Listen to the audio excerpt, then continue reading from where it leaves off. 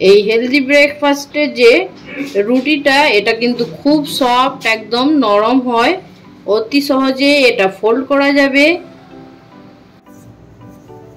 এইভাবে অবশ্যই একবার এই হেলদি ব্রেকফাস্টটা বানাবেন, আর পুরো ভিডিওটা দেখলে আপনারা খুব সহজে বুঝতে পারবেন এটা আমি কিভাবে বানিয়েছি।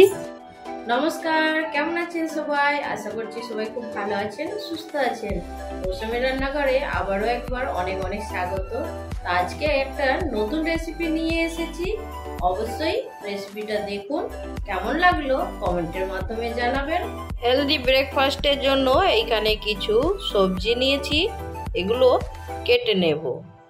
তো চলুন কেটে নিয়ে ফিরে আসছি। আবার ফিরে চলে এলাম সবজিগুলো কেটে নিয়ে। তো এখানে সবজিগুলো খুব ঝিরিঝিরি করে কেটে নিয়েছি। অবশ্যই আপনারা যে সবজি খুব তাড়াতাড়ি সেদ্ধ হয়ে যায় সেই রকম সবজি নেবেন এই নাস্তা বানানোর জন্য। সবজিগুলো দেখে অবশ্য আপনারা বুঝতে পারবেন আমি কতটা ঝিরি করে কেটেছি। আর এইখানে বিনসটাও একদম খুব পাতলা করে কেটে নিয়েছি। আদা রসুনটাও খুব ছোট ছোট করে কাটবেন, আদাটা মুখে পড়লে একদম ভালো লাগবে না, সেই জন্য আমি আদাটাও কিন্তু একদম ছোট্ট ছোট্ট করে কেটে নিয়েছি। চলুন এবার নেক্সট স্টেপ শুরু করি। বেটার বানানোর জন্য এইখানে আমি একটা পাত্র নিয়েছি, এবার সবজিগুলো এক এক করে দিয়ে দেব। আমার কাছে ব্রোকলি ছিল বলে আমি নিয়েছি, আপনারা চাইলে ফুলকপি দিতে পারেন। সবজিটা আপনাদের পছন্দ মতন দেবেন।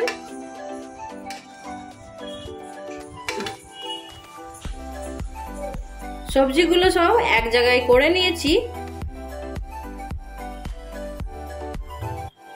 এখানে একটা খালি বাটি নিয়েছি, এই বাটির মেজারমেন্ট হিসেবে আমি আটা নেব।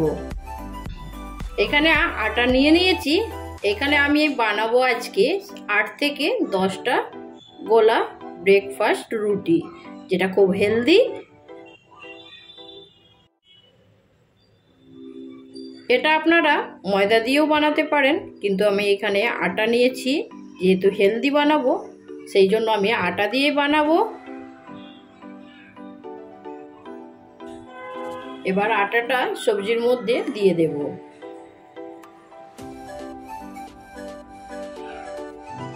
এবার অল্প অল্প জল দেব, জল দিয়ে এটা একটা ব্যাটার বানিয়ে নেব।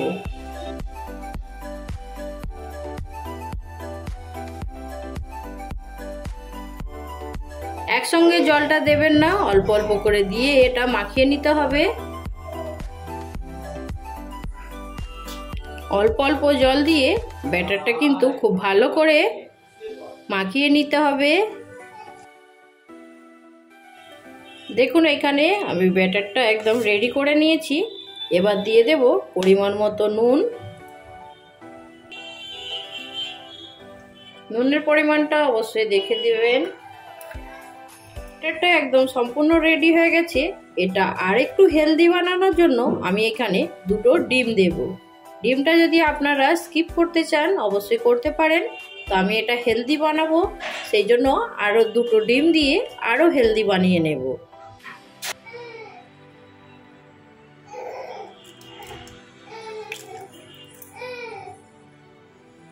ডিম নিয়ে নিয়েছি, আর একটা দিয়ে দেব।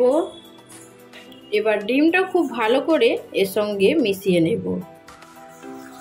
আমি এখানে 8 থেকে 10টা ব্রেকফাস্ট বানানোর জন্য এই মেজারমেন্টগুলো নিয়েছি।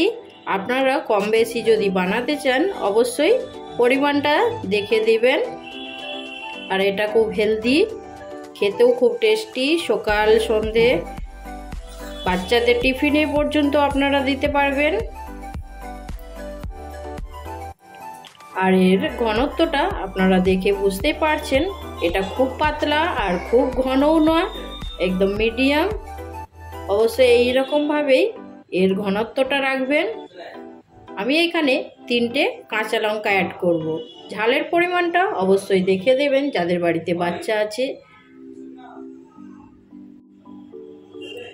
লঙ্কাটা আমি ছোট ছোট করে টুকরো করে কেটে নেব এইভাবে।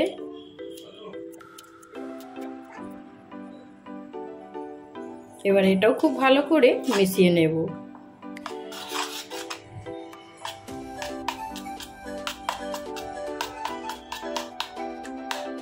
মেশানো কমপ্লিট। তো এটা আমি এখন আধ ঘন্টার মতো ঢাকা দিয়ে রেখে দেব। এতে করে সবজিগুলো একটু নরম হয়ে যাবে। তো আধ ঘন্টা পরে ফিরে আসছি।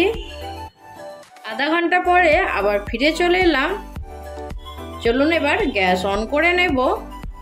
এই ব্রেকফাস্টটা বানানোর জন্য একটা ফ্রাই প্যান নিয়ে নেব। গ্যাস অন করে তাওয়াটা গরম করে নিয়েছি। এবার খুব সামান্য একটু সাদা তেল দিয়ে দেব। তেলটা হালকা গরম হয়ে যাক। একটা ব্রাশের সাহায্যে তেলটা তাওয়াতে খুব ভালো করে লাগিয়ে নেব।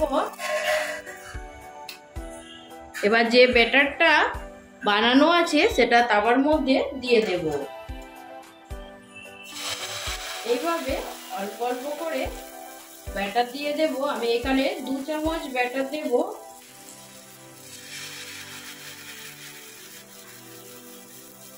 এবার এই চামচের সাহায্যে এটা একটু মিলে নেব।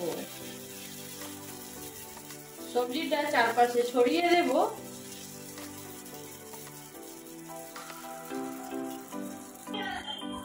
সবজিগুলো রুটির চারপাশে একদম ছড়িয়ে দিয়েছি। চামচের সাহায্যে এটা খুব হালকা করে নিতে হবে। ওপর থেকে একটা ঢাকা দিয়ে দেব 2 থেকে 3 মিনিটের জন্য। 3 মিনিট পরে ফিরে চলে এলাম। আর এটা দেখতে পাচ্ছেন ওপরটা কিন্তু হালকা সেকা হয়ে গেছে। এবার একটু ওপর থেকে তেল দিয়ে দেব। দিয়ে এই রুটিটা এবার পাল্টে দেব।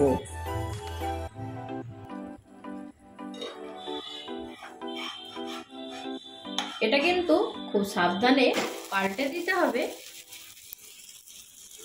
এবার অপর পেটটাও 2 মিনিট হালকা ভেজে নেব।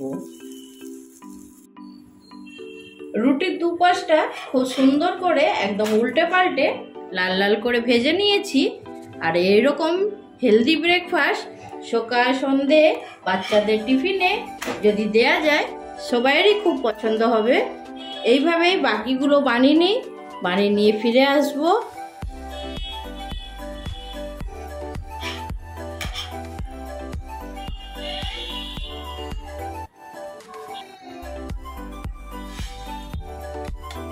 ব্রেকফাস্টগুলো সব রেডি হয়ে গেছে। খুব সুন্দর করে একদম ভেজে নিয়ে চলে এসেছি।